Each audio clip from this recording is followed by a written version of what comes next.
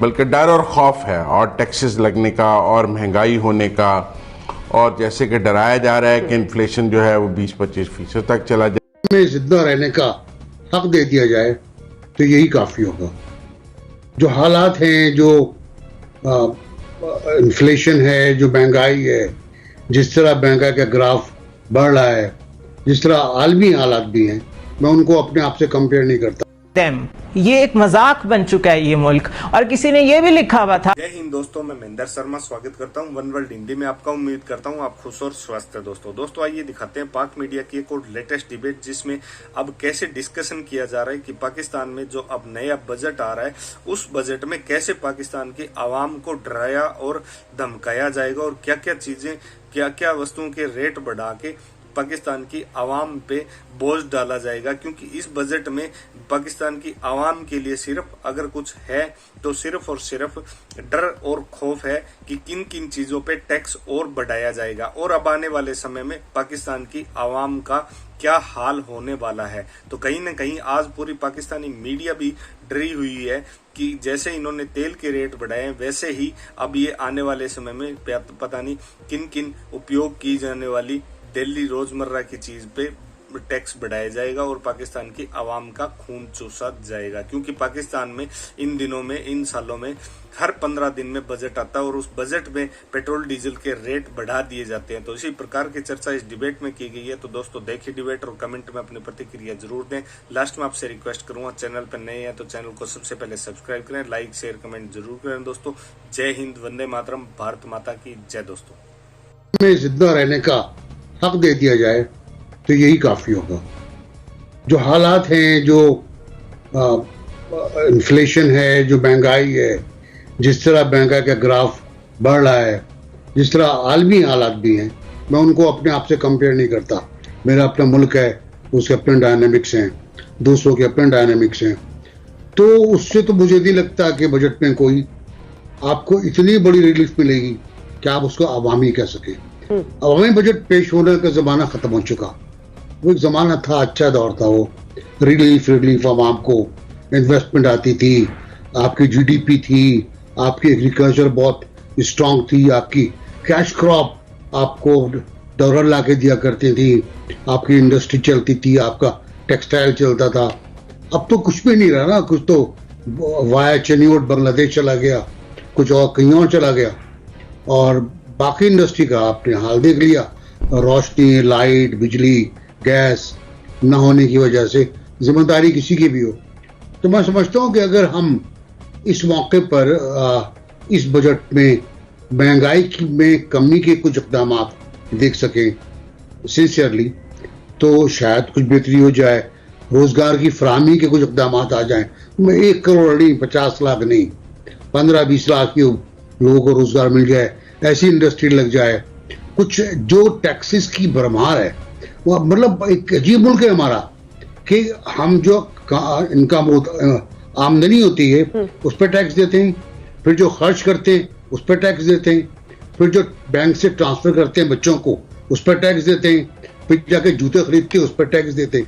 Tax पर tax, मतलब इतने मुझे पता नहीं कितने टैक्स हैं। और ये वो टैक्स हैं जो हमें ऑफिशियली देना पड़ते हैं, बास की रसीद भी नहीं होती। तो टैक्सेस कम हो जाए। अगर टैक्सेस का कम हो जाए और एक आम आदमी की जो तनख्वाह की सेलिंग है इनकम टैक्स की, उसको बढ़ा दिया जाए, 10 लाख 12 लाख तक कर दिया जाए, तो शायद जान में जान आ जाएगी। वरना सूरत हाल बहुत खराब है और महंगाई बढ़ती जा रही है, प्रोडक्शन आपकी हो नहीं रही है, और प्रोडक्शन ना होने का नतीजा ये है कि आपके पास अपने गुजारे के लिए आटा नहीं है। सही। मुजम्मिल सोहरावर्दी साहब, आपके ख्याल में इस हुकूमत का जो बजट वो पेश करेगी पिछली हुकूमत से कितना मुख्तलिफ होगा? मुझे नहीं लगता कोई ख़ास मुख्तलिफ हो सकता है। आप 50-60 दिन में कोई नया बजट इस तरह का बना सकें और अपनी नई पॉलिसीज़ को इम्प्लीमेंट कर सकें। ये तो जो पिछले 11 माह में जो कुछ हुआ है उसी पर ही अगली फोरकास्ट बनेगी। लेकिन अगला 1 साल उनकी कारकर्दगी का साल होगा, उस पर उनका अगला बजट देखा जा सकेगा। लेकिन अभी तो मुझे इस बजट में ना आवाम के लिए कोई रिलीफ नज़र आ रहा है, बल्कि डर और खौफ है, और टैक्सेस लगने का और महंगाई होने का, और जैसे कि डराया जा रहा है कि इन्फ्लेशन जो है वो 20-25% तक चला जाएगा, पेट्रोल प्राइसेस और बढ़ जाएंगी, बिजली की कीमत और बढ़ जाएगी। वैसे तो हमारे यहाँ हर 15 दिन बाद बजट आता है, हर 15 दिन बाद हम एक टिकटकी से बन जाते हैं कि आज पेट्रोल की कीमत बढ़ेगी, फिर महीने बाद पता लगता है नेपरा ने फ्यूल एडजस्टमेंट चार्जेस डाल दिए हैं, फिर अब वो फ्यूल एडजस्टमेंट चार्जेस पिछले 2 माह से। तो ये बेसिक नेसेसिटीज ऑफ लाइफ हैं, बिजली, गैस, पानी, तेल, इसके बगैर ज़िंदगी का आप कोई तसव्वुर नहीं है। तो इसलिए मैं समझता हूँ कि ये बजट तो हर 15 दिन बाद अब पाकिस्तान में आता है। वो दिन गए जब एनबीसी ने याद दिलाया कि साल बाद फ्यूल की प्राइसेस एडजस्ट होती थी, साल बाद बिजली की प्राइसेस एडजस्ट होती थी, लेकिन अब तो हर 15 दिन बाद हर महीने एडजस्ट होती हैं, हर महीने बजट है। लेकिन इस हुकूमत ने बहुत ज़्यादा ही डरा दिया आवाम को। आप देखें, एक अफवाह फैले कि पेट्रोल महंगा होने लगा है तो लोग कैसे लाइनों में लग जाते हैं पेट्रोल पंप से। इससे आप खौफ की फिजा देखें, इससे आप देखें कि लोगों में पैनिक कितना है, इससे आप देखें कि लोग कितने कॉन्शियस हैं इस वक्त अपनी रोज़मर्रा की ज़िंदगी। 5-5 रुपये, 10-10 रुपये लोगों के लिए कितने अहम हो गए हैं, मिडिल क्लास के लिए, लोअर मिडिल क्लास के लिए, जिसकी कमर टूटी जा रही है। मैं समझता हूँ कि बहुत मुश्किल वक्त है मिडिल क्लास और अब लोअर मिडिल क्लास के लिए आगे। अमीर को कोई इतना फ़र्क नहीं पड़ना। पाकिस्तान का जो अमीर है, आप पेट्रोल और 100 रुपये महंगा कर दें, मैं तो बल्कि कहता हूँ कि जिनके पास 1500 सीसी से बड़ी गाड़ियाँ हैं उनको महंगा दें। उनके लिए तो स्पेशल रेट रखते हैं पेट्रोल का। जिनका घर 10 मरले से बड़ा है उनके लिए बिजली का स्पेशल रेट रखते हैं। जिनके 5 मरले, 7 मरले, 10 मरले के घर हैं, जॉइंट फैमिली सिस्टम्स में वो रह रहे हैं, आप उन पर यूनिट्स के हिसाब से आप बिजली ना डालें। क्योंकि अगर 3 फैमिलियां इकट्ठी रह रही हैं एक घर में तो आप क्या यूनिट देखेंगे? वो 3 फैमिलियां रह रही हैं, जॉइंट फैमिली सिस्टम है यहाँ पे, और उस घर में आप ये देखेंगे किसका कितना बड़ा घर है, उससे उतना बड़ा रेट लें। मतलब अगर आप डीएचएस में जाएं, फार्म हाउसेज में जाएं, 500-500 रुपए का यूनिट बेचें इनको, ताकि अगर ये फार्म हाउस रख सकते हैं, अगर ये बड़े घर रख सकते हैं, बड़ी गाड़ियां रख सकते हैं, तो 1000-1000 रुपए लीटर पेट्रोल खरीदें। 500-500 रुपए का यूनिट देखें, मुझ पे तो बोझ ना डालें। तो लिहाजा को आउट ऑफ बॉक्स सोल्यूशन भी मिडिल क्लास के लिए निकालना पड़ेगा, सैलरी पेशा लोगों के लिए निकालना पड़ेगा। अभी एनबीसी ने कहा कि हम हर चीज पर टैक्स देते हैं, लेकिन ये भी तो देखें 90% दुकानें ऐसी हैं जहां से आप सब्जी चीज खरीदें तो रसीद नहीं मिलती है। टैक्स क्या देते होंगे हम वहां पे? मतलब आप आम करियाने की दुकान पर जाएं वो कोई रसीद देता है, आम कपड़े की दुकान पर जाएं वो कोई रसीद देता है। आप चंद बड़े ब्रांड्स और चंद बड़े स्टोर्स हैं जो रसीद और टैक्स की बात करते हैं जी।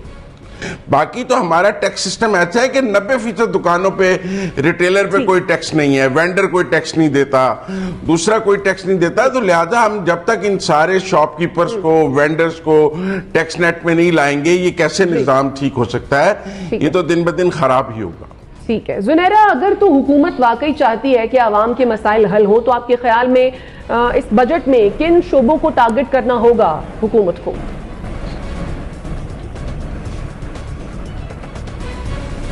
Thank you Shaista. टारगेट करने के 2 मतलब होते हैं। मुझे तो लग रहा है कि ये वो वाला टारगेट है जिसमें गोली मारने की तैयारी हो रही है लोगों को, बिकॉज टेक्सटाइल इंडस्ट्री जो है वो बेचारे जिस तरह एग्जैक्टली वो टेक्सटाइल इंडस्ट्री के लोग हैं, वो कह रहे हैं कि हमारे पास गैस नहीं है, हमारे पास बिजली नहीं है, हम कहाँ से प्रोड्यूस करें, कहाँ से खाम माल लाएं, किसको पे करें, क्या करें, हम क्या कारखाने बंद करके बैठ जाएं। अभी एक खबर मैंने पढ़ी कि लम्स का ग्रेजुएट एक बच्चा जो कि फूड पांडा राइडर था इस्लामाबाद में, उसको किसी ने गोली मार दी। एक तो आप देखें लम्स में अगर वो पढ़ा है तो आप अंदाजा कर लें उसके ऊपर कितना स्पेंड किया होगा उसके पेरेंट्स ने, कि वहाँ की डिग्री कितनी महंगी है। नंबर 1, अगर लम्स से ग्रेजुएट करके भी उसको जॉब नहीं मिली तो फिर आप हमारी एम्प्लॉयमेंट का रिकॉर्ड देख लें सारा, कि हम कितनी जॉब्स जनरेट कर रहे हैं, क्या कर रहे हैं। उस बेचारे ने, मैं समझती हूँ वो एक मिसाल है कि उसने कहा मैं फिर भी फूड पांडा में राइडर की जॉब कर लूंगा, वरना बड़ी यूनिवर्सिटी से पढ़ के बच्चे नहीं चाहते छोटी जॉब्स करना। उसने वो की तो उसको क्रिमिनल्स ने आ लिया। यानी आपके लिए यहाँ जिंदगी गुजारना, आप जितनी मर्जी सैक्रिफाइस कर लें पाकिस्तान में, it has become next to impossible. और आपको इतने इतने फलसफी मिलेंगे जो सिर्फ अपनी पॉलिटिकल एक्सपीडियंसी के लिए आपको ऐसा ऐसा फलसफा समझाएंगे कि आप और मैं परेशान हो जाएंगे कि शायद हम गलत हैं।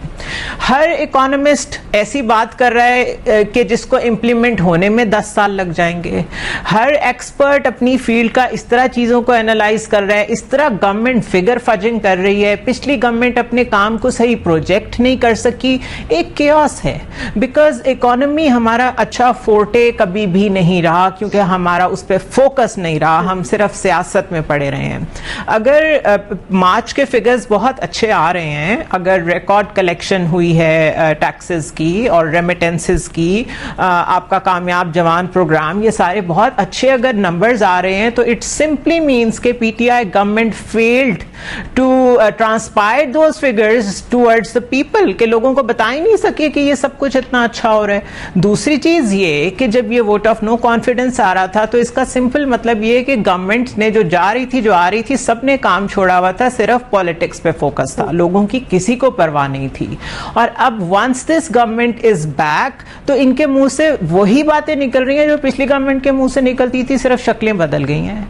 तो once you are in the government, आपका जो इंटरेस्ट होता है वो सिर्फ वही टिपिकल ग्रुप बदल जाते हैं। उधर तरीन ग्रुप आ गया, अलीम ग्रुप आ गया, इधर मियां मंशा ग्रुप आ गया, इधर इन्होंने मजाक में कल हंस के कहा कि फिक्र ना करें, थोड़ा सा पेट्रोल महंगा होगा। तो आपने देखा लोग कितने डरे हुए हैं, पेट्रोल पंप्स का कल हाल देखने वाला था, उसके बाद ट्वीट कर रहे हैं कि जी सीरियस ना ले, दैट वाज अ जोक। तो this country has become a joke for them, ये एक मजाक बन चुका है ये मुल्क।